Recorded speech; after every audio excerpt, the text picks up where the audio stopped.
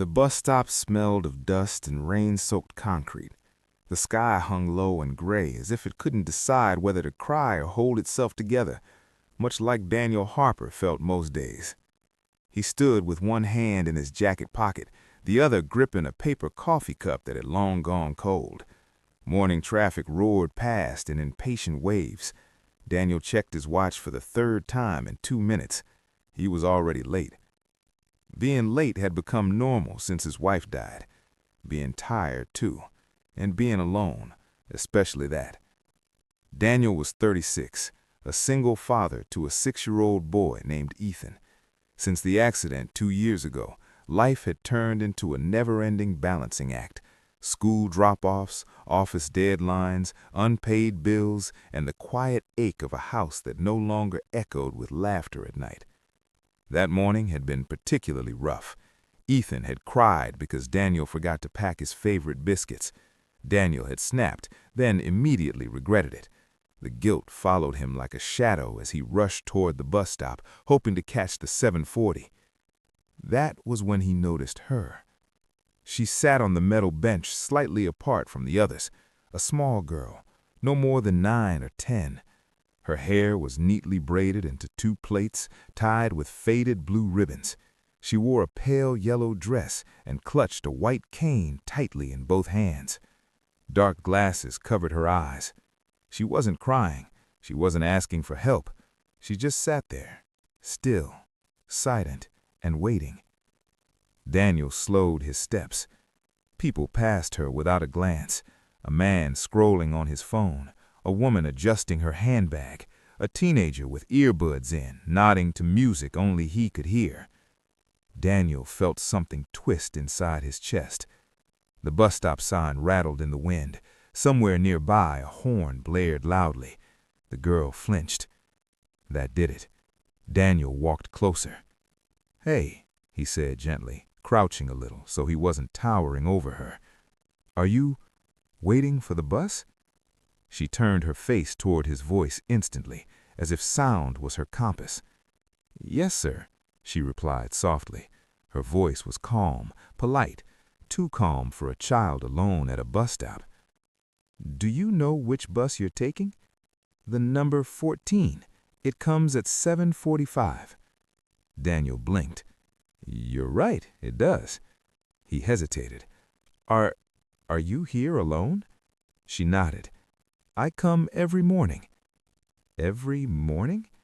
Daniel glanced around again, half expecting a parent to appear. No one did.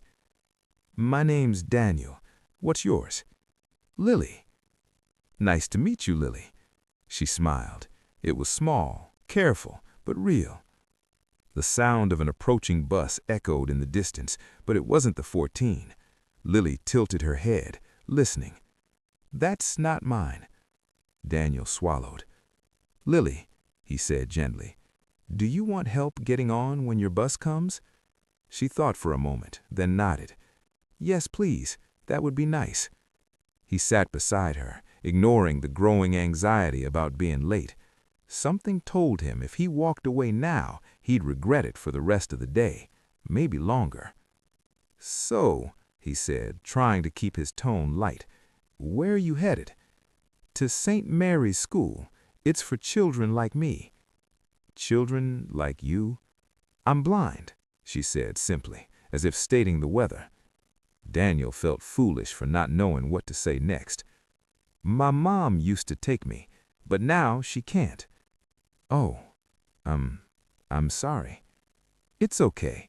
She's still with me, just not the way she used to be." Daniel frowned slightly. "What do you mean?" She tightened her grip on the cane. "She passed away last year, but she taught me how to listen, how to count steps, how to be brave." Daniel's breath caught.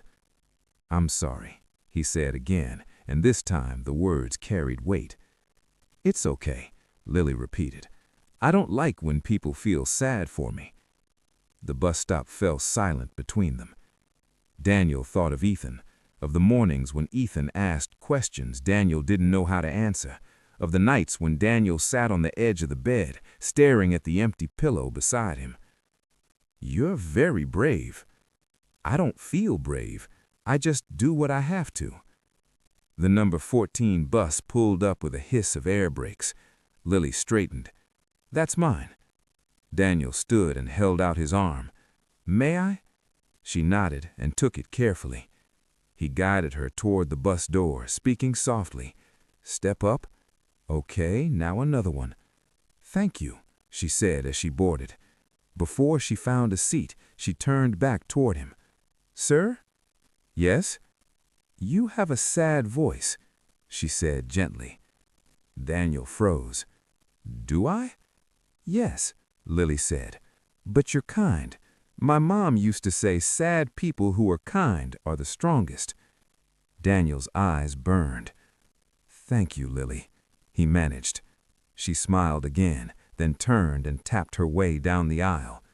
The bus doors closed. The bus pulled away. Daniel stood there long after it disappeared. That evening, Daniel couldn't stop thinking about Lily.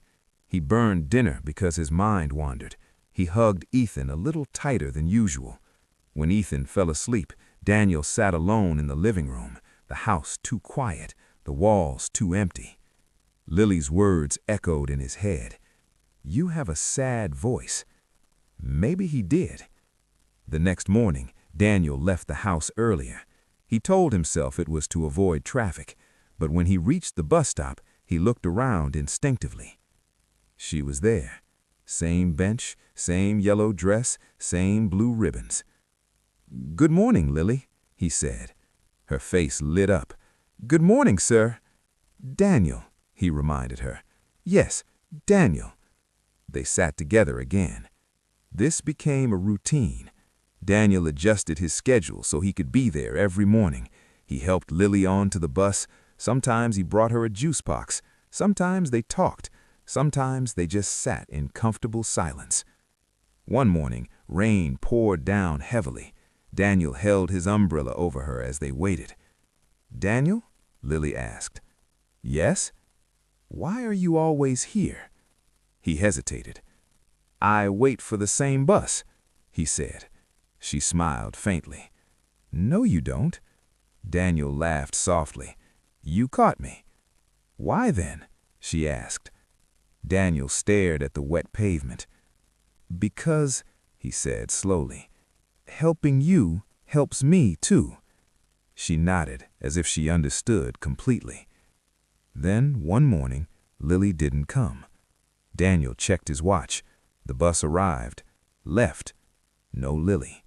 His chest tightened. The next day, still no Lily.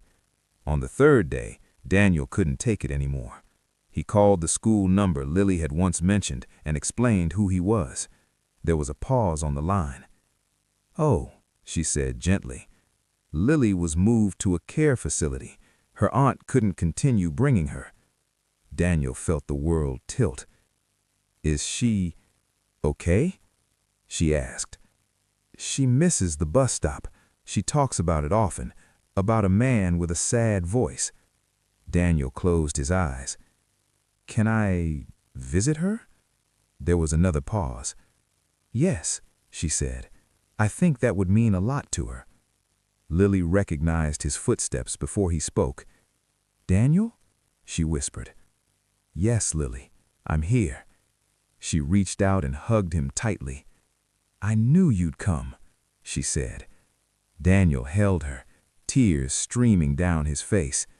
In that moment, something inside him healed just a little. Lily didn't just need help at a bus stop. She needed someone who stayed.